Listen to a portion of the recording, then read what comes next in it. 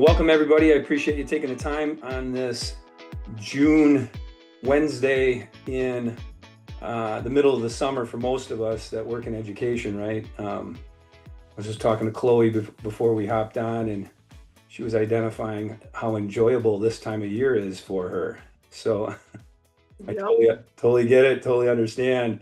What we're doing here is this is a follow-up to our The Future is Clear, Teach Like It's 2045 um, online conference that we had back in April. And we offered this up to all different schools that were participating in that, but plus we also offered it up to some of our schools in our region. And as we start this out, two great individuals that I've been working with over this past year. And I'll give you guys a chance to introduce yourself. But from Waterloo School District, we've got Shawn Bartelt with us, who's the principal, and Chloe Evans. And we'll dive a little bit deeper into the work that we've been doing here in just a moment. But we ventured down this path together, Shawn, probably what, 2 years ago? Maybe even a little bit longer. And at the front end of that work, Chloe, you didn't even know we were doing it, right? Until we dove into actually, implementing some of this within classrooms, of which then Chloe and I and Shawn and a bunch of others tackled it at the start of the school year. So it's been some great work. Really appreciate your guys' time today and joining us. So with that said, if you take a second here, Chloe and Shawn, introduce yourself, give us a little bit of your journey and where how you've gotten to where you're at. That would be great. Go ahead, Chloe. You're the superstar. So I'm Chloe Evans. I am going to be a third year teacher. All been at Waterloo in Wisconsin, obviously. And I am the middle school math teacher. So that's 7th and 8th grade. My background is from UW La Crosse.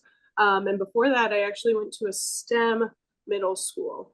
And that's where a lot of my experience, but also like engagement with this came from, is I want to emulate that in my classroom. Just because I've had such great experience with it as a student.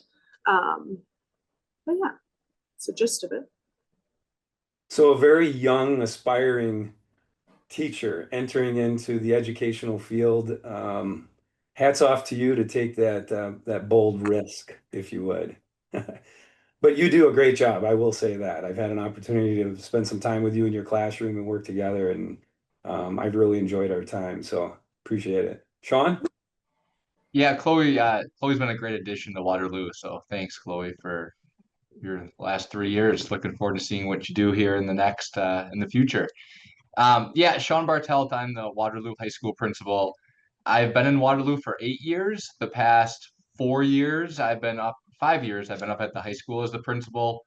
Prior to that, I was, I would say, downstairs. We're one building district as the 5-8 and the pre-K 8 principal. So I've been administrator in Waterloo for 8 years. Prior, I was over in Beaver Dam as an AP, and then prior to that, I taught in Portage. So I think, a lot of this work that we're doing with Career Community Life Ready, I really, as a leader, appreciate asking, why are we doing this? And really thinking out of the box and just questioning what we do every day and what's best for our students here in Waterloo. And partnering with you, Scott, has really opened the doors to challenge the why and challenge the normal of the 8 to 3:30 school day and what that looks like. So I think just my passion, my leadership style really has been able to help move in that direction with the CCLR that we're focusing on here in Waterloo. Yeah, you've done a nice job, and we'll talk a little bit about that. But just for a foundation of where we're at, and really one of the reasons why I wanted to bring the two of you into this is to be highly transparent around how difficult this movement and being able to, shift, because it is a shift, right? A a shift in thinking really in relationship to, moving forward, um, um, really looking at can we do some things differently to hit that real pain point that we're seeing with our students, and that is that lack of engagement. And I mean, student engagement has always been an issue. I think, though, it's drastically growing and growing and growing in regards to students being actively disengaged. So a lot of our entry point reasoning is because of that. And as we got together a couple years ago, Shawn, I remember the day when when I came in, it was in Brian's small office. And I explained kind of what was trending in our region around supporting districts shifting to something that would help with that. And that's that career intentionality, that career purpose of work as we move forward. One of the conversations we had is we talked about our students not understanding their purpose. And a lot of the times when I start with school districts, to give that entry point, we ask, how often do you think teachers hear that question, when will I ever use this? And Shawn, you and I have entered even in some of our business partnership meetings around seeking, moving towards the portrait of a graduate. We've thrown that out to those individuals. So it's a common understanding when you say that, right?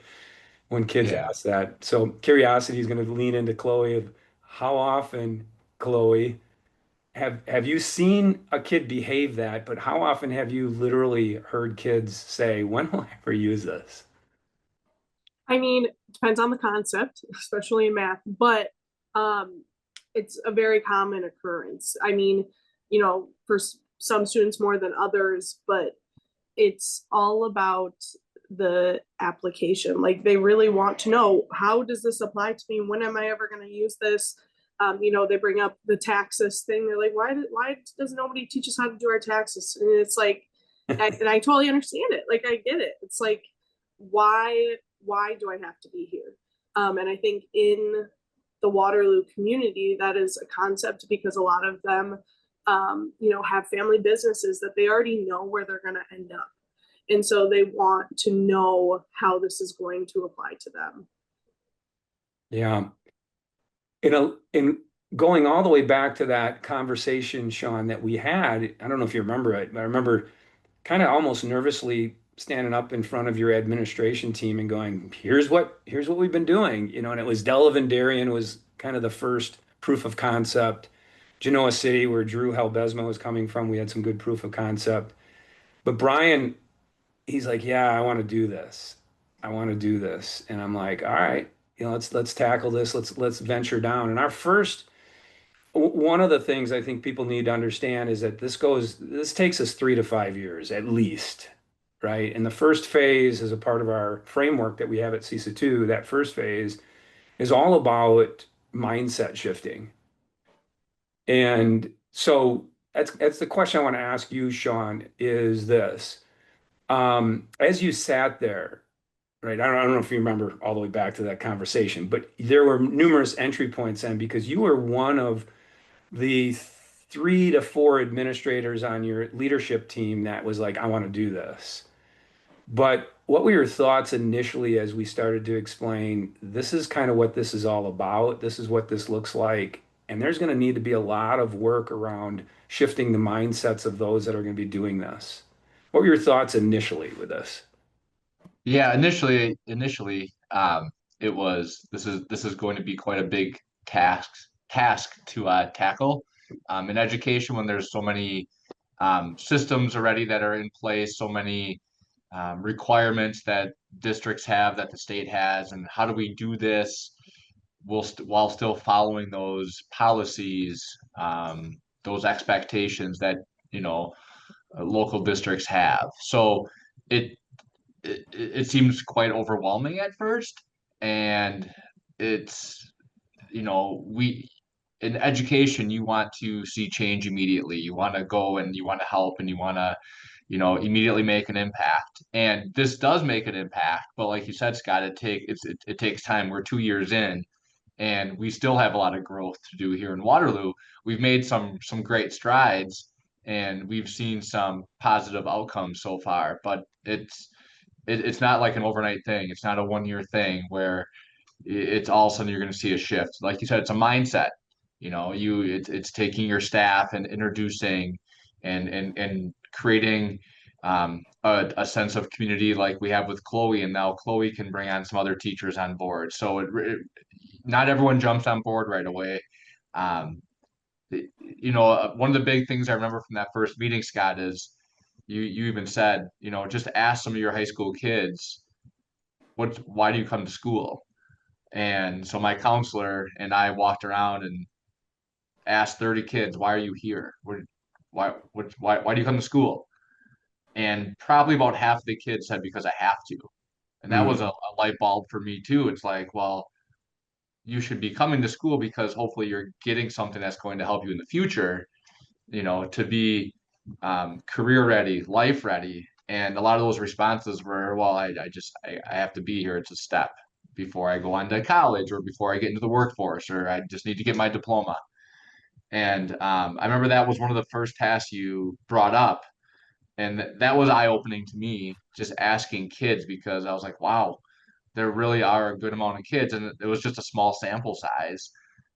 They really didn't have a purpose. And I don't think that's just Waterloo. I think you see that across the nation of I'm just here going through the motions. So we have the kids for 7 hours a day. Some do apprenticeships, some do work release. There's other options, but how do we make it purposeful? How do we prepare them? Because this is the time for those students to learn, and we need to prepare them for this future. Yeah, yeah, I remember the conversation. And that that's kind of a little bit of the entry point a lot of the times when I get in with districts and I'm around a leadership team. Um, I love saying to a group, hey, walk around your school and pull a kid out and ask them what their purpose is. And even when you offer up that little field trip opportunity for administrators or for leaders, you can see it in their eyes immediately in the room when you offer it, for them to go do that. They know the results. Like we know what the results are. And it's, we've kind of conditionalized our kids to understand that's what school is about. Give me what I need to know. Let me prove it to you that I know it for some, and let me get out of here. Right? I like to say that they're not buying what we're selling. Right. And you guys made the choice to kind of move forward and say, let's shift what it is we're selling. So I think that's really cool. Let me ask, what inspired you? Because out of the leaders, and this is kind of the fracturing that's happened at Waterloo, and it happens in every school district. Once we get past year one, the commitment and engagement, you like to think that they're at least a five on a scale of 1 to 5, at least a 5 or at least a 4 in each. A lot of the times we see commitment and engagement hover around that 2.5 and sometimes dip below. And when we have the conversations, a lot of the times, why aren't we? It's because there's so many other things that are on our plate, right? Act 20 is a great example. So with Holly and trying to move this work forward at the elementary level with you guys, it just was not on the plate in a sense. But what inspired you to stay so persistent to want to have that level of engagement and commitment that you've had? Because that organic ability for me and you to work together, I think, is what's resulted in having that green light culture for someone like Chloe, Kennedy, a few others that dove into some of this. What inspired you to say, hey, this is the direction I want to go as a leader? Yeah, I think also a big piece is just when I talk with staff every day, I would hear the consistent response of engagement. That I can't get work turned in, or the kids aren't interested in this. And it wasn't just in one subject area; it was across the board. And again, my thought process goes, then why are we doing this? Like, why are we doing school like it's been for the past 20, 30, 40 years? Like, let's rethink how we do stuff. Let's take a a unit from social studies and relate it to 2025 and use AI to help gather some ideas of how to relate it to what kids are interested in. Um, Again, it comes back to knowing your kids, what their interests are, and then you'll see it naturally just see more engagement from those kids because it's more relevant to them. So I think one of the biggest things is, when I sit down and talk to every staff member and I'm hearing engagement.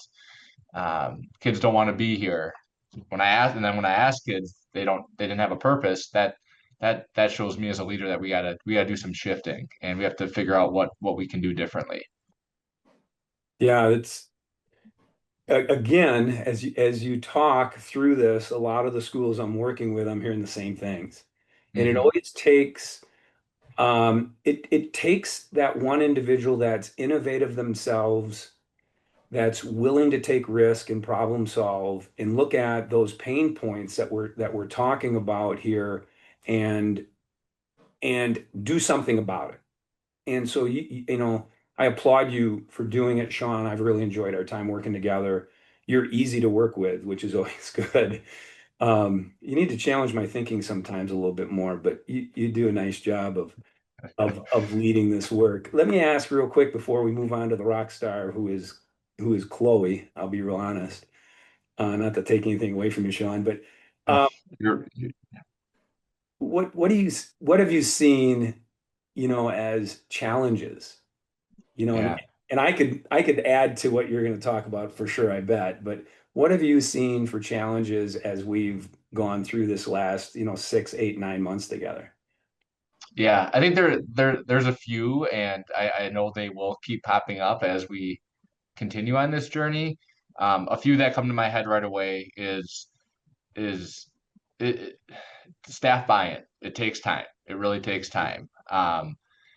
I think it's important to really have a strong purpose and your entire admin team on the same page. And as you said, there's a lot of initiatives out there across the board in K-12, but making sure that there's alignment across the board. Uh, Being high school, it's hard to make a shift just in ninth grade. This needs to start in the elementary, carry over to the middle school, and then up into the high school. It just happens more naturally then. Um, and again, when we started as a district K-12, um, I'm now we will start seeing more of the students come up from the middle school that have this experience, but it's hard just to implement at one level. You can't do that, and that's why it does take some time.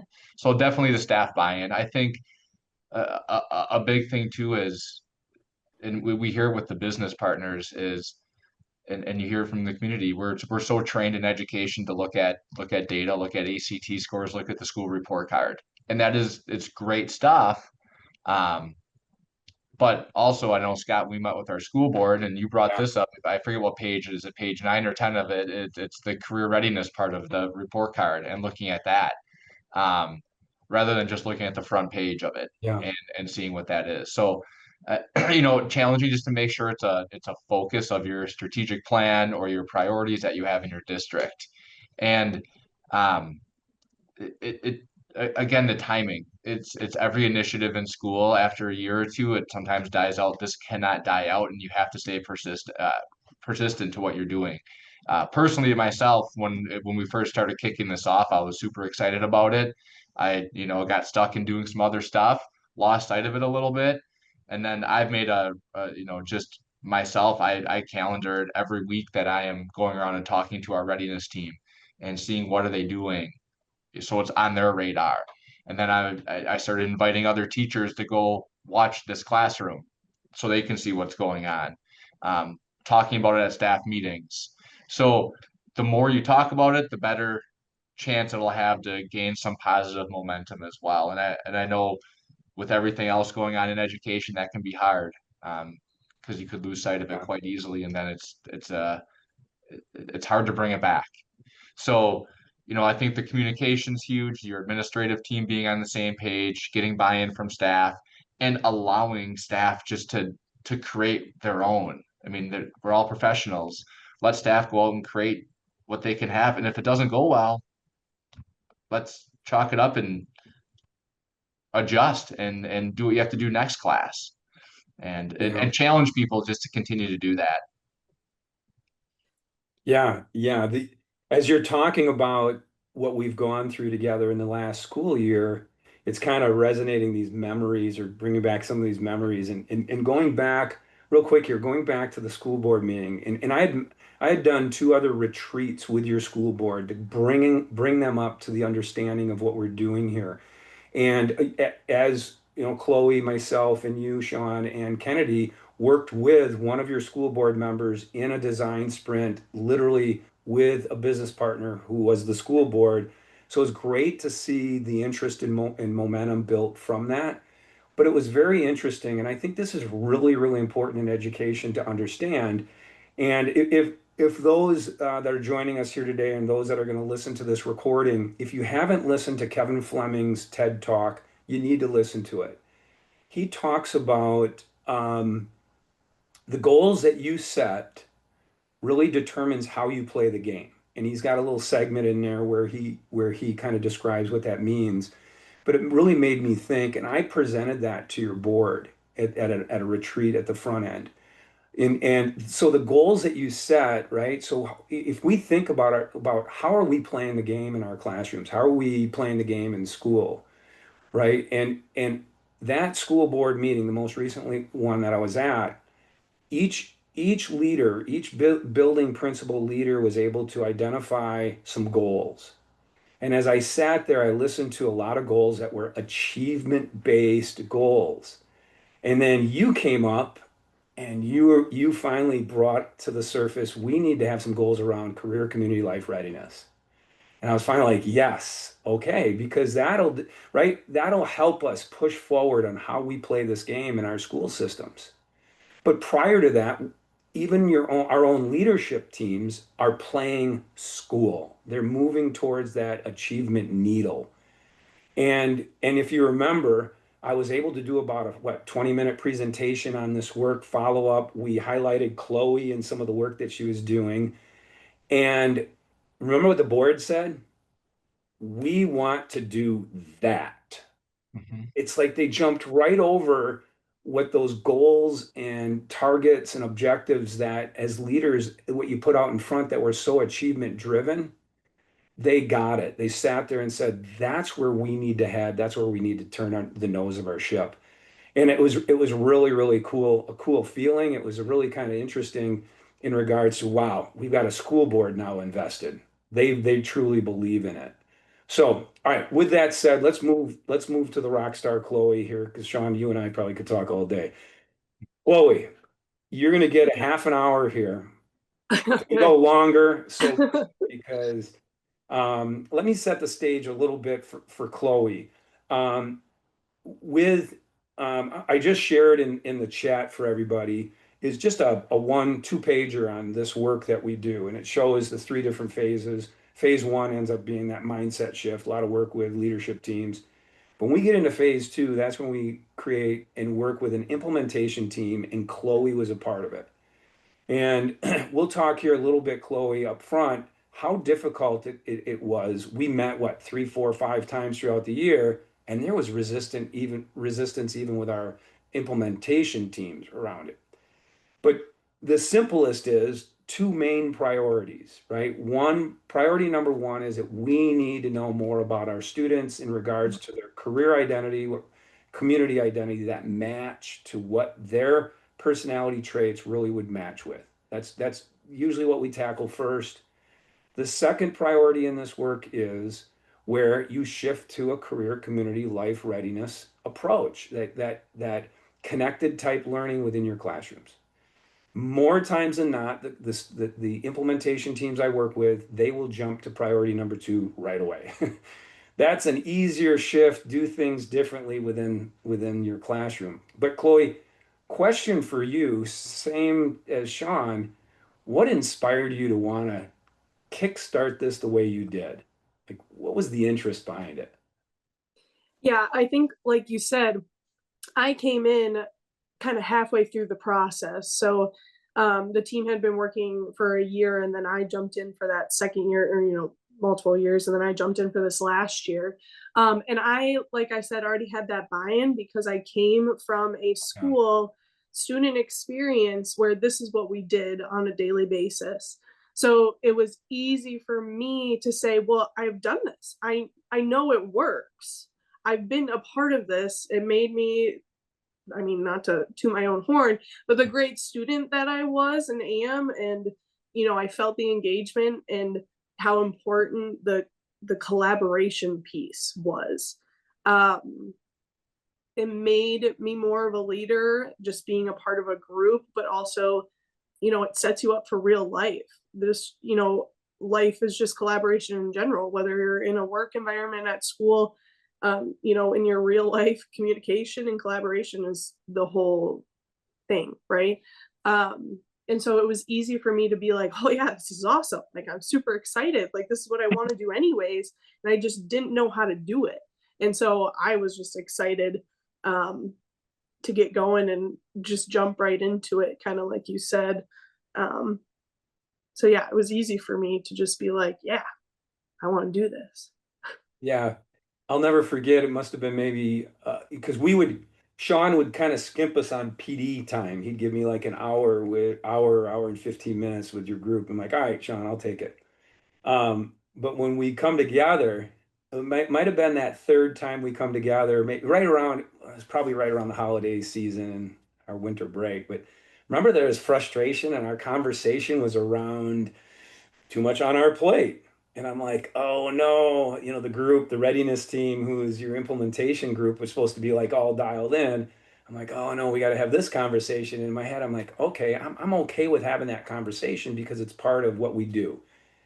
And all of a sudden, Chloe says, well, this is the work we need to be doing. I'm like, I turn and look to you. I'm like, oh my, bold.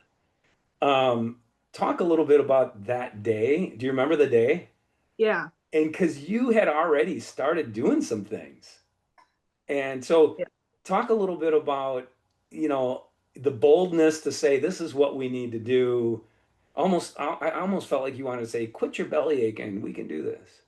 Talk a little bit Yeah. about that. Yeah, it's interesting. I think from a middle school perspective, it is a little bit easier compared to high school, where students need to meet a specific amount of credits, or you need to pass the class, and it's grades are actually on their record, right? Where I think it is easier to be a little more flexible in middle school. So I understood that, where a lot of our readiness team was high school teachers. And so I kind of expected it just a little bit, just because I knew that going into Yeah. it. But, I was a little frustrated because it's like, my perspective on it is I'm not going to completely flip the whole thing. Like, Yeah. I'm going to take the time to really break it down to my students and say, hey, we're going to go through this change here, but hopefully afterwards you can see the benefit of it. And I think, and I totally understand, coming from a high school perspective, that it could seem like a lot. And they have semester classes, or terms, instead of and I have these kids for 2 years, 7th and 8th grade. So I think there is, I can see where the hesitation comes from. And I can see where it could be even more difficult coming from the elementary standpoint. So like I said, I feel like I have that more flexibility in the middle school aspect, and having the admin that was just kind of like, yeah, like, this is great. Like, do what you need to do. Like, this sounds awesome, sort of thing. So yeah, I definitely felt like kind of like you said, like, the frustration, like, they were just kind of like, yeah, we have grading to do. This is a lot for me. And I heard a lot of that coming into it, them being like, oh, this will go away. And I'm like, well, for me, this is like, this is what I want my classroom to be like. This is really beneficial for me. Like, I don't know how to get started, so this is great for me. And I do think it just kind of has to be a flip. So Yeah, I was so happy that you brought that forward. We were able to lean into, well, tell us a little bit about, because when we come together, so that year two, there's some training involved in this, obviously, right? But I'm not just to give people a little background, I'm not a firm believer in laying out a playbook for people. And ideally, when I get into a school, what I like to say is here are the two priorities. Number one, you need to know your kid's career and community identity. And if you know their life identity, that's great. And I can't wait for somebody in those meetings to say, what is that? And they want the playbook on what is that. And I said, I'll say my response will be, I don't know. Well, what do we think it can be? Right. And I mean, ultimately, it's taking the ability to understand a kid's character traits, problems they like to solve, their values, and aligning that to what they'd be good at in a career, what they'd be good at in a community alignment, civic engagement. And then the biggest thing I like to say after that is if you knew that information, how would you teach differently? Right? What would you do differently? You're like the perfect experiment, Chloe, because you lived it, you're innovative, you're an outside the box thinker, and you want to take risks. So as we rolled forward, I can't remember when it was, right after the first of the year, I think, you reached out and said, I want to do this. Do you remember that? And Hmm. doing this ends up being me coming in because I offer up, I'll come in and model this, I'll come in and co-teach. So let's go back to that first opportunity where I came in and I remember kind of pulling some things together. It's kind of been a while, plus I'm a little bit older. Um, what did you think when we moved forward with the little experiment and what we did? Do you remember back? What did you think of how it kind of transpired? Yeah, well, you had talked to the readiness team about the career identity and the self identity and all that stuff. Um, and like you said, a lot of the times, and I think I fall under that category, you Yeah. want to just jump into the implementation, like here's the design sprint sort of thing. And I definitely was more in that category. I think because as a teacher, you feel like, oh, I already know my kids, right? Like I already know them. Like I don't need to dive into that piece. But it was super helpful. You came in and you were able to talk to the kids and be like, okay, here's this TikTok, the fishing guy, I forgot his name. Yeah. And you're like, oh, what soft skills or what skills does this guy have that he needs to have for his job? And it was super engaging and allowing the kids to be like, oh, I would love to do this someday, and I think I have these skills, but I would like to work on these skills. And there was some that popped out. I'm like, you really want to do that someday? I'm like, wow, that's great. Like, you learn things, obviously. And the kids, of course, it wasn't math, so they thought that was fun. But they also were really engaged in it. They were like, well, this is cool. Like, I never thought about school like this, or, I never thought about my job or, my future or something like that. So they were engaged with it for sure. Yeah. For those that are on the call here with us, I just dropped the slide deck that I worked from. And typically what I do when I get in with teachers and work with them, I try to go through real quickly an activity that allows us to identify a kid's their character traits, their values, problems they like to solve. And then we also use the RIASEC from the Hollands Code. And we did this really pretty quickly. And if I remember right, you've got longer classes, like 70 minutes, right? No, I have the shorter classes. I Oh have my. So we 8. did this really, really fast. Yeah. Yeah. We did that really quickly. And then at the end, we did talk a little bit about what a design sprint kind of would look like. And then I remember coming back. But yeah, I dropped this in there. This is what we did. Um, it just gave the kids a taste. When you start playing around with AI, it was kind of fun too, because as we are doing this, I loved the flexibility that Chloe has. Um, Waterloo is a no device, no phone school. And when you start using AI products, within their platforms, when they're not allowed to, you have to revert to their phones. So we allowed kids to pull their phones out. We allowed kids to play around a little bit. And I remember as we moved forward and started having kids work together collaboratively in teams on a design sprint, we saw a couple kids on their phones engaged in something different. Mhm. Remember that? And, Yep. and you had a little worry to yourself, but you didn't panic, which I loved about it. But I remember I just said, let it be. Let it be. The engagement of what we're doing in here will bring those kids to the table to do what they're supposed to. And sure enough, you're like, hey, that kid's no longer playing a game on his phone. I'm like, yeah, see, because they're seeing relevance in what we're attempting to do here. So that was pretty cool. Yeah. Let's talk about the importance of some of the structures that are kind of non-negotiables that I have when I come in and work with teachers. Right. So one of them being you have to always work in collab teams, Mhm. right? There is no, and a lot of the times what I get out of teachers, they'll say, well, we do group work. And I'm like, but it's different. Collab teams with roles, responsibility, and having an intentionality behind it is different. So talk to me when I first said that, talked about it. Now you are a collaboration guru person anyways, you believe in it. Talk a little bit about what you thought of it, what it ended up being with the roles and responsibilities. What did you think? Yeah. So I was already struggling with how do I implement these in, a positive way that they're going to stick. Like I was already after my first year teaching, I'm like, how do I get this group work to work? Because I wanted to use it. I just didn't know what was the right way to go about it. And so having Scott say, "Hey, why don't you try it this way?"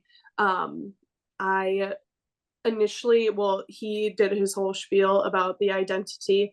And so I kind of knew a little bit about the students and like where they felt their roles were in a group or in a, collaborative setting. And then I surveyed them. I'm like, okay, what role do you think you serve? Um, and that way I was able to kind of form some groups. And of course, there was groups right away that I'm like, oh, I don't know if this is a great idea, right? Um, but then we were able to talk about, okay, well, what do we do when that happens? Um, and really trying to make it look like a real world application. So whether that's a career or, in college, um, what would happen when you're an adult and you're in a group and somebody's not doing their job, or you don't know how to share responsibilities, or nobody wants to be the leader. There was a lot of conversations, and I think that's a great place to start. Other than the identity piece, is what does collaboration actually look like, other than obviously them just trying it and see what happens, um, and then talking about it, but having that conversation. We have our class norms, or we have our class expectations, but what does it mean to work in a small group, with your peers? And so that was the piece that was really the transformation. Okay, how do we get there? And it took a while, I would say, but we got there eventually. Yeah, I just shared in the chat the diagram that I share with the readiness teams when we start talking about the importance of collab teams. And I call it a learner strategic collab team. And if you take a peek at it, you'll see there's four roles, and the roles have responsibilities. And when we start to talk about durable skills and the importance of durable skill building within classrooms, this is a way that durable skills are able to be experienced and worked on. Because what I help teachers do then is lean into their roles and responsibilities and stop being a teacher. Like ask those high level questions of what is your role? Can others participate and also be part of your role, working together, right? Asking the questions that allow those students to be able to understand they're collectively working together to problem solve. So that I just shared that document gives some ideas on these are not the roles that you have to have, but there's some typical roles that work. A lot of teachers that are really working well with this I've got a teacher that I've been working with down in Delavan Darien. She gives different terms to these roles, but she also equates it because she has younger kids. So she equates it to the last time here was Scooby Doo because I guess there's four, right? Scooby Doo fan, but I don't remember who's all in there. But they all had different roles that she thought. So you can creatively utilize this and move it forward. Chloe, talk a little bit about what you've seen then in implementing the collaboration team and their roles. What have you seen? What's some evidence that you've seen in regards to some of those durable skills being built? I mean, other than a lot of frustration with their peers, um, and working through that, it's responsibility, like that, like independent piece, which I was one of the big things that I got of, my student experience with, project-based learning and everything is it makes you more independent or um, resourceful, like being able to say, oh, I don't I don't have to go to my boss or the person in charge every time. I can, look this up myself, or I can try to figure out myself. Um, you know, the easiest way always and isn't the best way, sort of thing. Um, it really built their durable skills when it came to working together in a group or, in a collaborative setting. Um, and we talked through that when it came up. There was a lot of frustration. Like I said, they're like, well, blah blah blah wasn't doing their part, or we needed a leader, and so we talked about, okay, well, what should we do? What Yeah. should happen? What should this look like?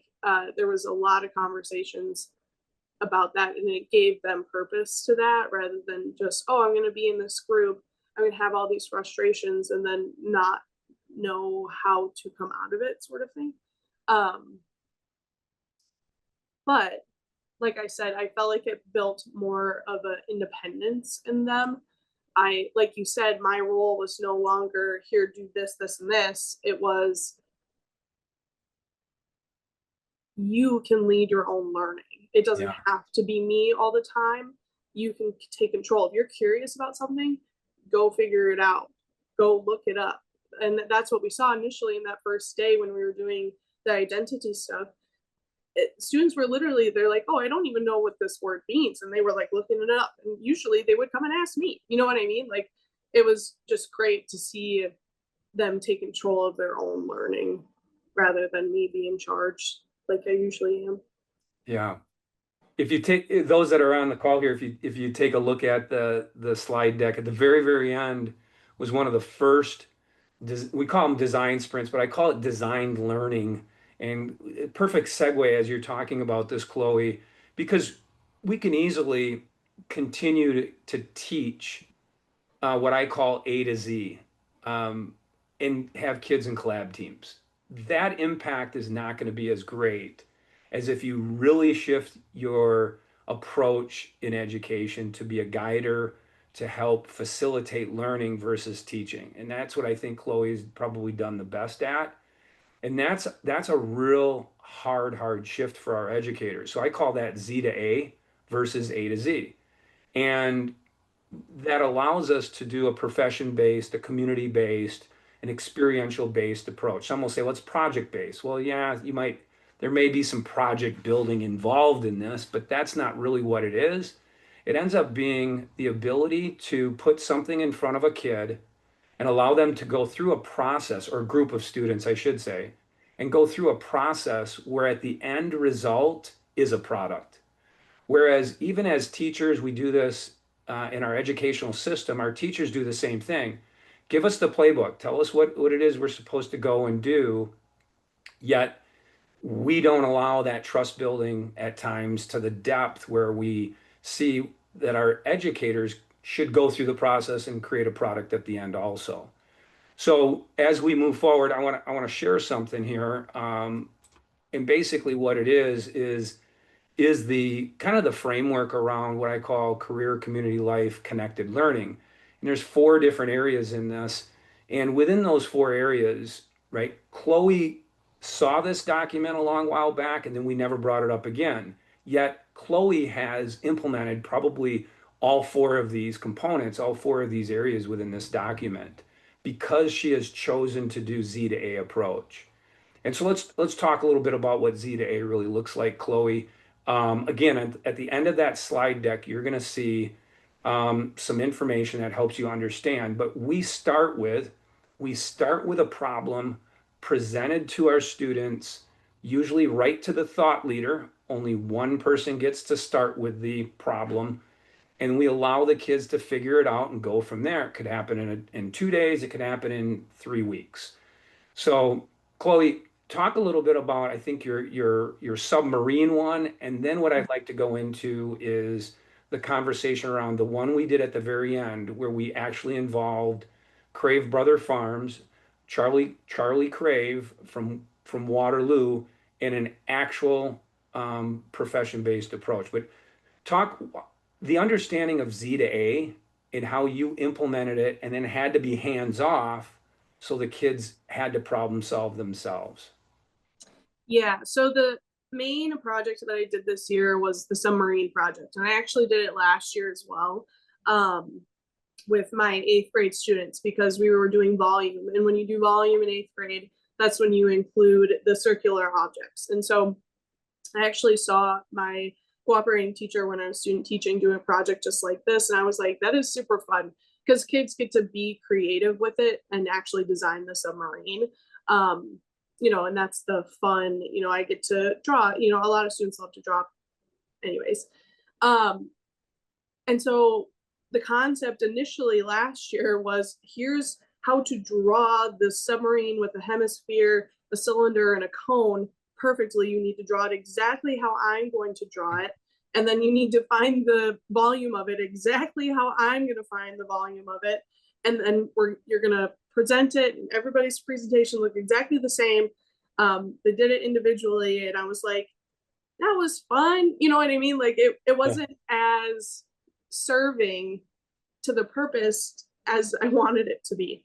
And so after we had talked about all this readiness stuff, I was like, this would be a really good project to do this with. So I literally, I had the whole project developed already, but I asked ChatGPT, I was like, okay, create a design sprint, for a group of 4 with these roles, to design a submarine, and be able to find the volume of it.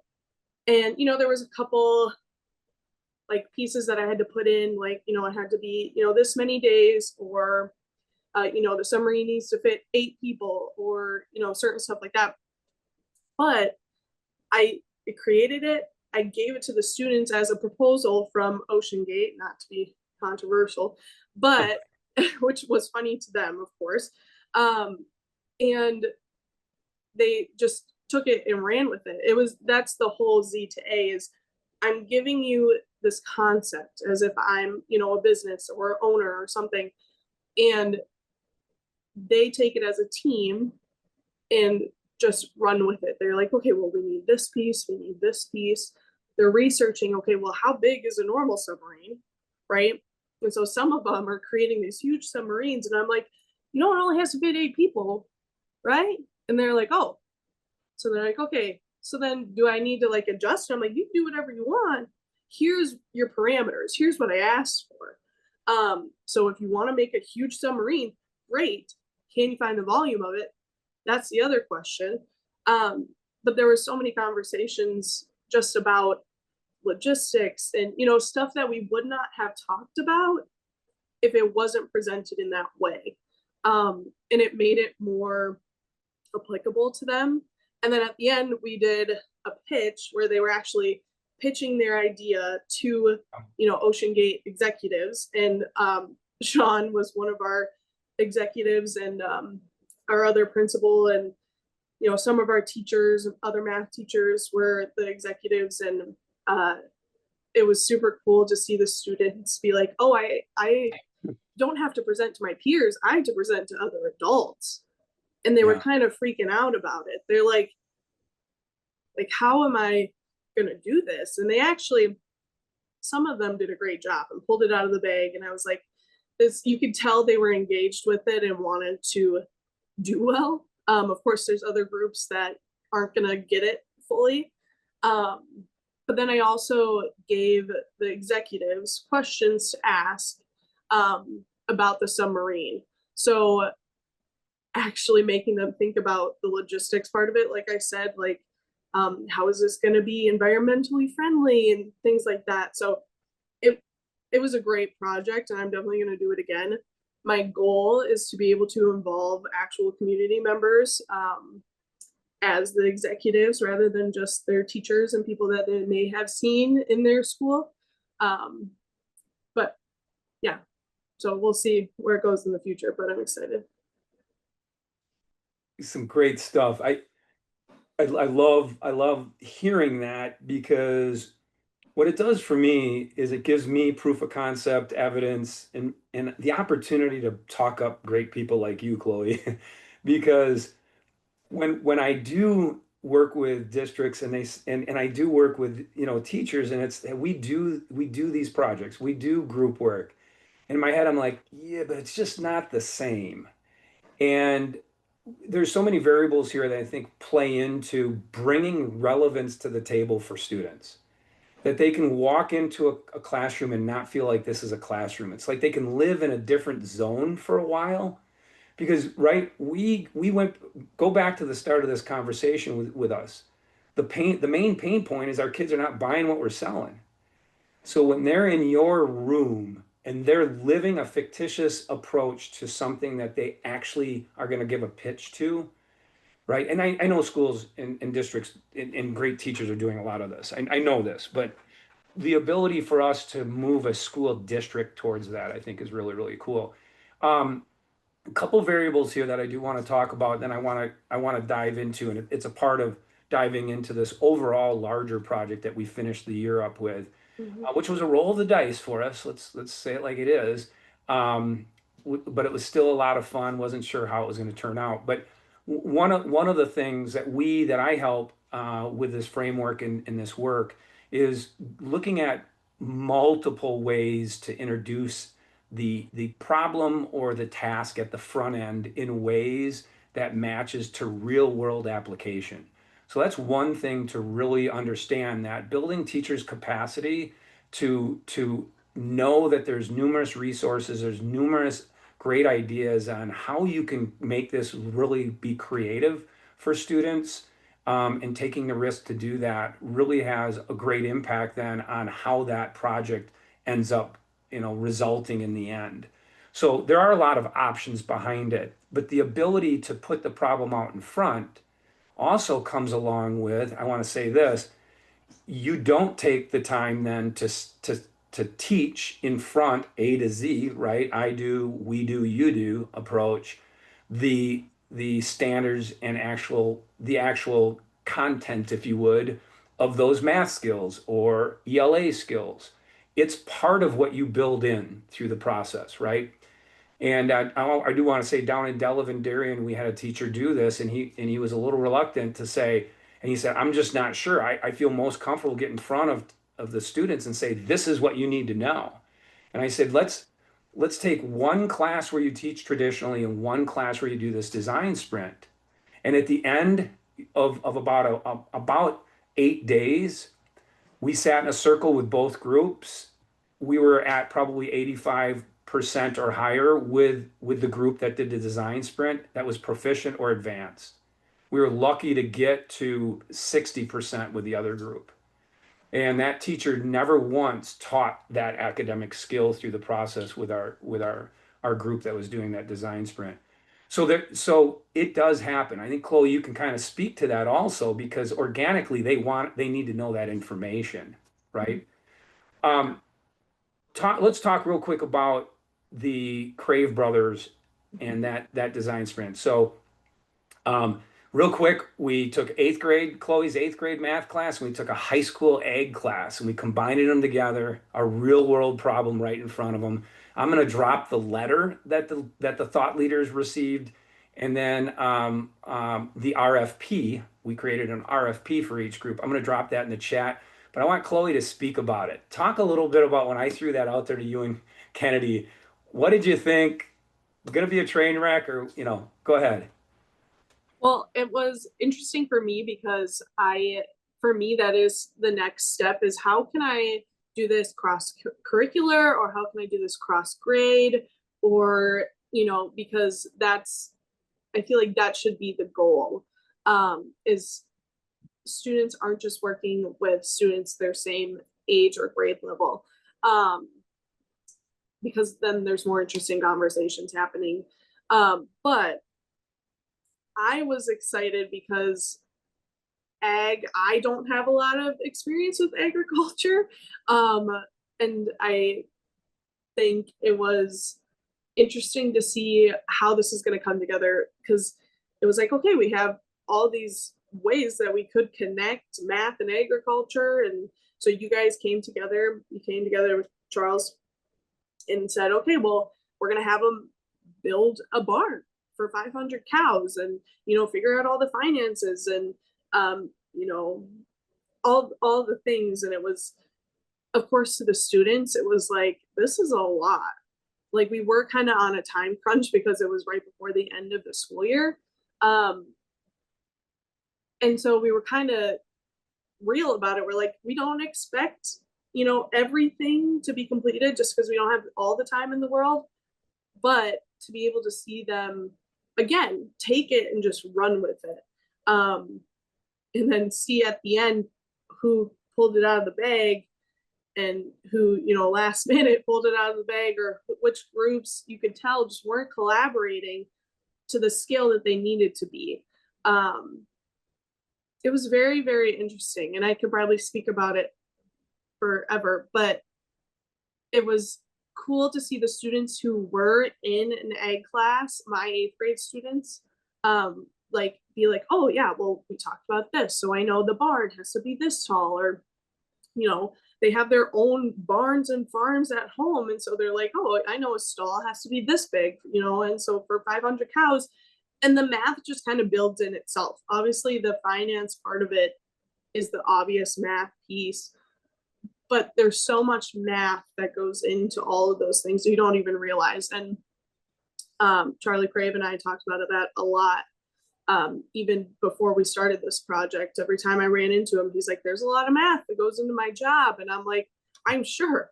Like, I can't even, fathom. And so telling the kids, like, this is math and you don't even realize it, sort of thing. And so it was cool to be a part of, and it was cool to see. And for the high schoolers who had no experience with this type of instruction yet, it was like a reality thing for them. They're like, oh, like this is what I'm going to run into in a year or 5 weeks when I graduate high school, and stuff like that. So it was very interesting, but really beneficial in other ways too. Yeah. What I was, and maybe Shawn can pipe in here a little bit too, because he was a part of this.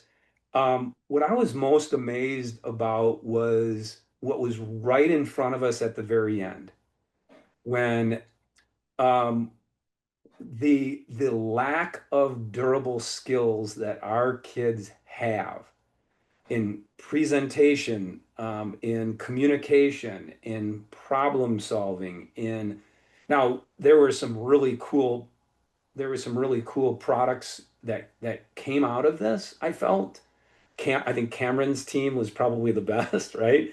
But you knew that going into it. As soon as we introduced it and I looked to my left and there's Cameron who's dialed in within the first 3 minutes, you're like, okay, this is an instant hire when you graduate, buddy. Um, but you could sense the lack of those durable skills that are needed, to the point of when we started questioning them about what did you think of it? Were you agitated? Kids were nodding their head, but they certainly weren't openly communicating and giving feedback. So it was really interesting to see that. Shawn, give us your take a little bit on that whole venture we went through. It took us about 2, 3 weeks. What are your thoughts? Yeah, again, I think it was challenging, and you talked about it a little bit, or both of you did. We're so used to an education spoon feeding our students of what to do and not just letting them learn and problem solve on their own. And Scott, we've heard that through our business partners, our community network. association kind of we started here in Waterloo, and all those business partners and colleges said, academics are important, absolutely, but the reason we have to let go of people is because of the durable skills. And I would agree 100%. That's lacking, I think, across the board in education across the U.S. And we saw it firsthand when I would just check in with groups and walk around and see the communication wasn't there, the problem solving wasn't there. Some groups had it, but not every group had that. And then when they did the presentation, and I know we talked to the class after, the high school class after, um, it was eye opening that we need to continue to grow those skills. And it can't just be in these little pockets, which we're starting at, which is great, year two. But by year four, this should be happening across the board where students are working on these skills because this is what students need when they get out of high school, whether it is college, because there's presentations you have to do, there's networking in college that you have to do, or if you're getting right into the workforce, you need to be able to present yourself on why you should get a job and how to talk to people, how to write a professional email. That was the most eye-opening thing of, wow, we have some work to do here in education, and it's awesome we're doing that here in Waterloo. It's going to take some time, but we got to start somewhere. Yeah, well said.